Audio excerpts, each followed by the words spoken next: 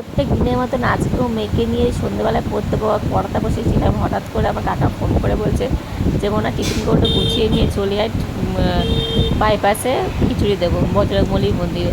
তো আমি তাড়াতাড়ি করে রেডি হয়ে বরকে নিয়ে বজরংবলীর মন্দিরের সামনে চলে গেলাম খিচুড়ি আনার জন্য। তো দেখো এটা বজরংবলী মন্দির, আর সেখানে খিচুড়ি দেওয়া হচ্ছে। তো খিচুড়ির নাম শুনে আমি তো আর ঘরে থাকতে পারলাম না, কারণ খিচুড়ি আমার প্রচণ্ড প্রিয় একটা খাবার। তো খিচুড়ি কার কার ভালো লাগে সেটা কিন্তু অবশ্যই কমেন্ট করে জানাবে। আর আমার মতন এরকম কারা খিচুড়ি পাগল আছে সেটা অবশ্যই কমেন্ট করবে।